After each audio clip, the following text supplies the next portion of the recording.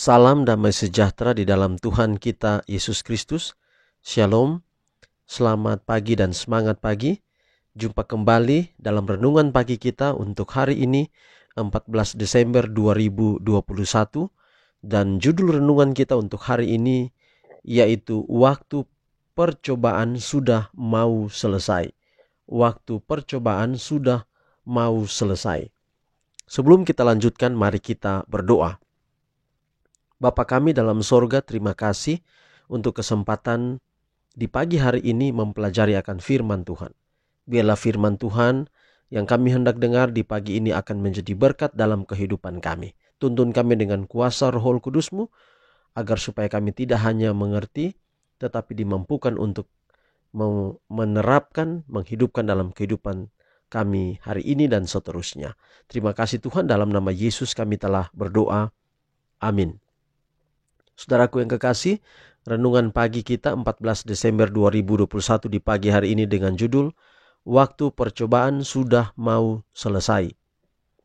Dan ayat inti kita Wahyu 22 ayat 11. Barang siapa yang berbuat jahat, biarlah ia terus berbuat jahat. Barang siapa yang cemar, biarlah ia terus cemar. Dan barang siapa yang benar, biarlah ia terus berbuat kebenaran. Barang siapa yang kudus, biarlah ia terus menguduskan dirinya.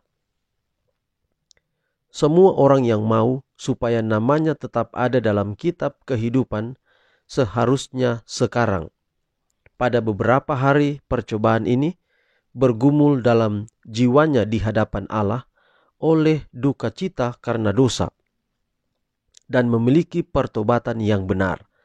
Harus ada penyelidikan hati yang dalam dan jujur. Roh yang ringan dan sembrono yang dimanjakan begitu banyak orang yang mengaku dirinya Kristen haruslah dijauhkan.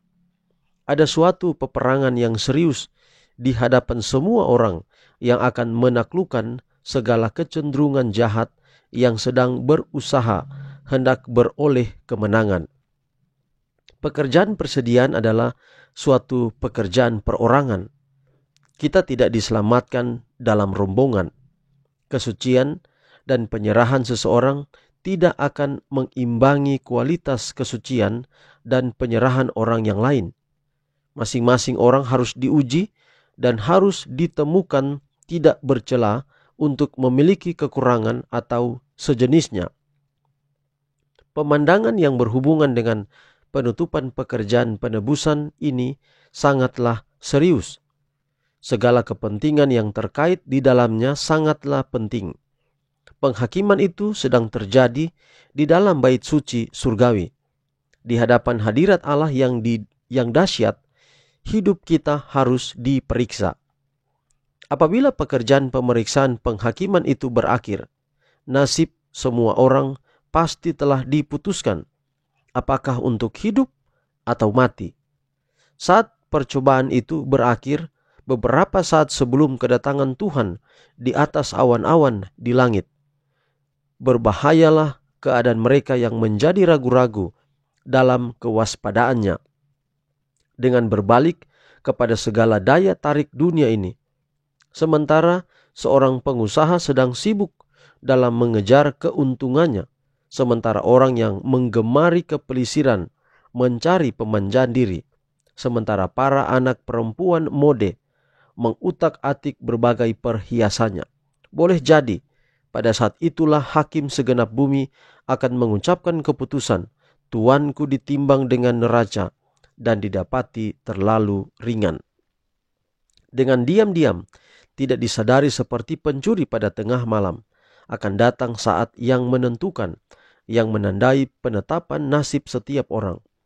Penarikan terakhir dari kemurahan Tuhan diberikan kepada manusia bersalah. Karena itu berjaga-jagalah, supaya kalau ia tiba-tiba datang, jangan kamu didapatinya sedang tidur.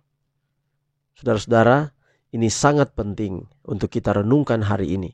Ingat pelajaran kemarin bahwa ada waktu di mana upah diberikan kepada kita. Ada waktu juga di mana ketika penganiayaan datang, ketika kita harus dianiaya oleh karena kebenaran, ada tempat di mana Tuhan akan melindungi kita.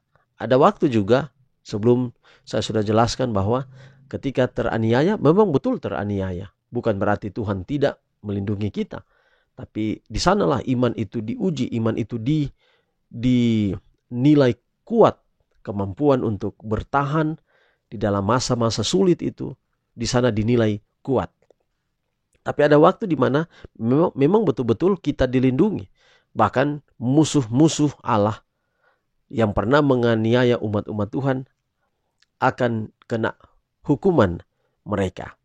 Tapi saudara, kuncinya adalah renungan kita hari ini. Ketika waktu percobaan itu telah selesai, ketika kita berada pada ujung jalan, kita harus didapati setia. Jadi caranya adalah kita harus selalu berjaga-jaga. Berjaga-jaga artinya bahwa selalu kita menyadari waktu-waktu ini, waktu-waktu yang kita lalui sekarang ini adalah waktu-waktu yang terakhir. Tidak boleh kita ternina bobo dengan godaan, dengan penarikan dunia ini.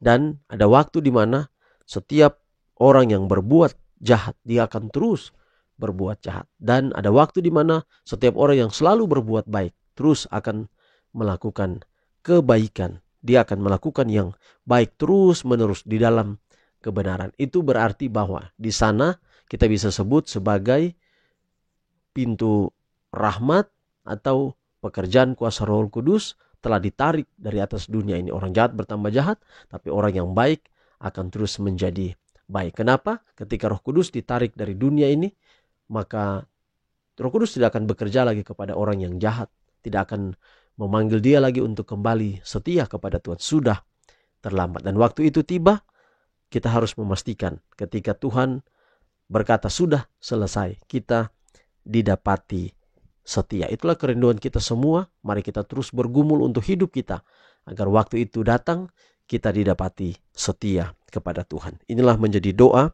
dan harapan kita pada saat ini.